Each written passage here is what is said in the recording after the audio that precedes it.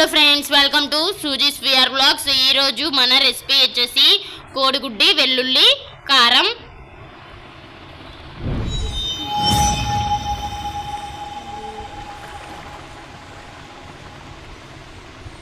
So first అయితే దీనికోసం నేను ఇక్కడ ఒక 4 ఉల్లిపాయల వరకు చిన్న చిన్న ముక్కలుగా కట్ చేసుకొని పక్కన పెట్టేసుకున్నాను. నెక్స్ట్ గుడ్లు కూడా ఉడకబెట్టేసుకొని ఇలా పక్కన పెట్టేసుకున్నాను.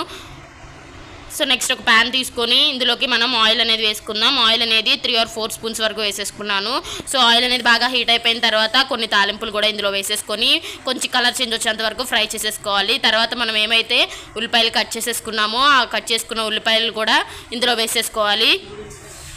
సో ఇలా వేసేసుకోవాలండి. సో వీటిని కూడా మంచి కలర్ వచ్చేంత వరకు ఫ్రై చేసేసుకోవాలి, వేగేంత వరకు. సో ఇవి మనకి త్వరగా వేగాలంటే మనం ఇందులో కొంచెం సాల్ట్ వేసామంటే కనుక ఇది త్వరగా ఫ్రై అయిపోతాయి. సో అవి ఫ్రై అయ్యేలోపు నేను ఇక్కడ కొన్ని వెల్లుల్లి రెబ్బలు ఇలా ఒలుచుకొని వీటిని అయితే మెత్తగా నూరుకుంటున్నాను. చూసారు కదా ఇక్కడ. సో ఇలా మెత్తగా నూరేసుకోవాలి మనకి. సో ఎవరైతే మన వీడియోస్ చూస్తున్నారో లైక్ చేయండి అండ్ సబ్స్క్రైబ్ చేసుకోండి సూజీస్ విఆర్ బ్లాగ్స్కి. మీరు కూడా ఈ రెసిపీ అనేది ట్రై చేయండి, చాలా టేస్టీగా ఉంటుంది కోడిగుడ్డు వెల్లుల్లి కారం. సో ఎప్పుడు ఒకే ఉల్లిపాయ కోడిగుడ్డు పులుసు అలా వండుకోకుండా ఇలా కూడా వండుకోవచ్చు.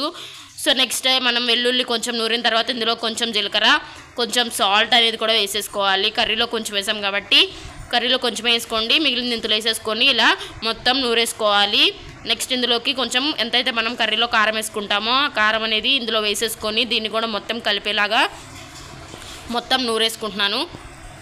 సో ఇలా నీట్గా నూరేసుకోవాలండి. ఇలా నూరుకున్న తర్వాత మనకి ఇక్కడ అయితే సో ఉల్లిపాయలు అయితే ఆల్మోస్ట్ ఫ్రై అయిపోతున్నాయి.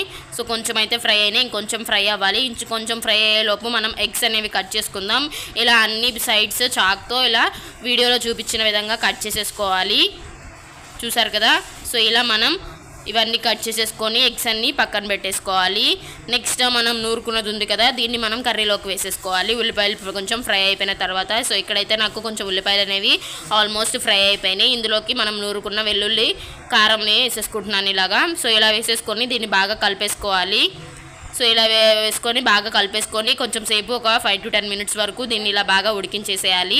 తర్వాత ఇందులోకి మనం కట్ చేసుకున్న ఎగ్స్ అనేవి కూడా వేసేసుకోవాలి. అంతే అండి, రెసిపీ అనేది అయిపోయింది. కోడిగుడ్డు వెల్లుల్లి కారం సూపర్ టేస్టీగా ఉంటుంది. దీన్ని కూడా ఒక 5 minutes అలా కుక్ చేసేసుకున్న తర్వాత మనం ఆఫ్ చేసేసి వేడి వేడి అన్నంలో తింటే చాలా బాగుంటుంది. మీరు కూడా ఈ రెసిపీ అనేది ట్రై చేయండి. ఈ కోడిగుడ్డు వెల్లుల్లి కారం సూపర్ టేస్టీగా ఉంటుంది. చూసారు కదా, ఇంకా 5 minutes అయిపోయింది, కట్ చేస్తాను. అంతే, వెల్లుల్లి కారం రెడీ అయిపోయింది. కోడిగుడ్డు వెల్లుల్లి కారం. సబ్స్క్రైబ్ చేసుకోండి సూజీస్ విఆర్ బ్లాగ్స్కి. బాయ్.